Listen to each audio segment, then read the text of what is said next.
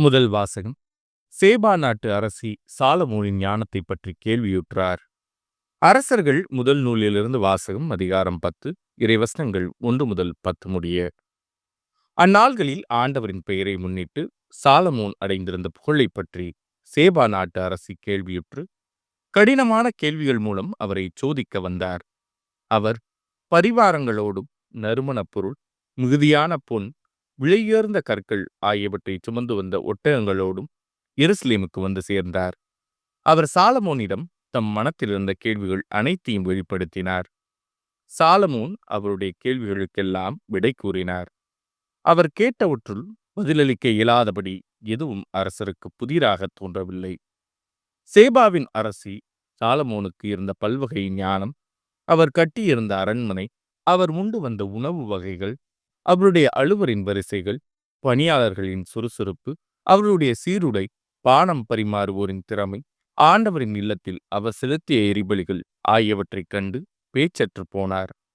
அவர் அரசரை நோக்கி கூறியது: உம்முடைய செயல்களையும் ஞானத்தையும் பற்றி என் நாட்டில் நான் கேள்விப்பட்டது உண்மையே எனத் தெரிகிறது.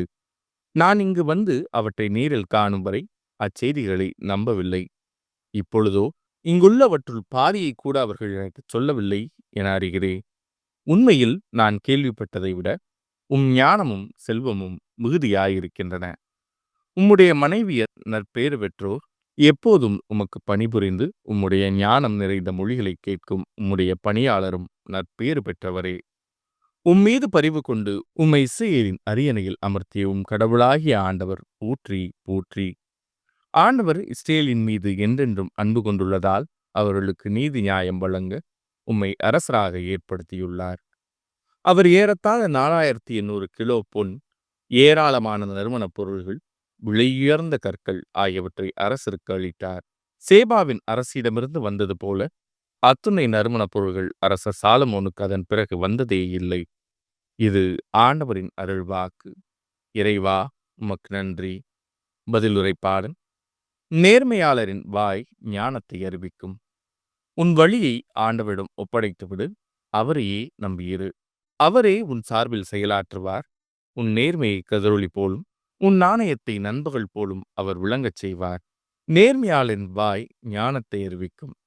நேர்மையாளரின் வாய் ஞானத்தை அறிவிக்கும். அவர்கள் நீதி நெறியை எடுத்துரைக்கும். கடவுளின் திருச்சட்டம் அவர்களது உள்ளத்தில் இருக்கின்றது. அவர்களின் கால்கள் சறுக்குவதில்லை. நேர்மையாளரின் வாய் ஞானத்தை அறிவிக்கும். நேர்மையாளருக்கு மீட்பு ஆண்டவரிடமிருந்து வருகிறது. நெருக்கடியான நேரத்தில் அவர்களுக்கு வலிமையும் அவரே. ஆண்டவர் துணை நின்று அவர்களை விடுவிக்கின்றார். பொல்லாரிடமிருந்து அவர்களை விடுவிக்கின்றார். அவரிடம் அடைக்கலம் புகுந்ததால் அவர்களை மீட்கின்றார். நேர்மையாளரின் வாய் ஞானத்தை அறிவிக்கும். நற்செய்திக்கு முன் வாழ்த்தொலி. அல்லேலூயா, அல்லேலூயா. ஆண்டவரே, உண்மையினால் அவர்களை உமக்கு அர்ப்பணமாக்கி அருளும். உமது வார்த்தையே உண்மை. அல்லேலூயா. நற்செய்தி வாசகம். மனிதரின் உள்ளத்திலிருந்து வருவதே அவரை தீட்டுப்படுத்தும். மார்க் எழுதிய தூய நற்செய்தியிலிருந்து வாசகம். அதிகாரம் 7, இறைவசனங்கள் 14 முதல் 23 முடிய. அக்காலத்தில் இயேசு மக்கள் கூட்டத்தை மீண்டும் தம்மிடம் வரவழைத்து அவர்களை நோக்கி, நான் சொல்வதை அனைவரும் கேட்டு புரிந்து கொள்ளுங்கள். வெளியிலிருந்து மனிதருக்குள்ளே சென்று அவர்களை தீட்டுப்படுத்தக்கூடியது ஒன்றுமில்லை. மனிதருக்கு உள்ளே இருந்து வெளியே வருபவையே அவர்களை தீட்டுப்படுத்தும். கேட்கச் செவியுள்ளோர் கேட்கட்டும் என்று கூறினார். அவர் மக்கள் கூட்டத்தை விட்டு வீட்டிற்கு வந்தபோது அவருடைய சீடர் அவரிடம் இந்த உவமையை பற்றி கேட்க, அவர் அவர்களிடம், நீங்களுமா இந்த அளவுக்கு புரிந்து கொள்ளாமல் இருக்கிறீர்கள்? வெளியே இருந்து மனிதருக்குள்ளே செல்லும் எதுவும் அவர்களை தீட்டுப்படுத்த முடியாது என உங்களுக்கு தெரியாதா? ஏனென்றால் அது அவர்களுடைய உள்ளத்தில் நுழையாமல் வயிற்றுக்கு சென்று கழிப்பிடத்திற்கு போய்விடுகிறது என்றார். இவ்வாறு அவர் எல்லா உணவுப் பொருள்களும் தூயன என்று குறிப்பிட்டார். மேலும் மனிதருக்கு உள்ளே இருந்து வருவதே அவர்களை தீட்டுப்படுத்தும்.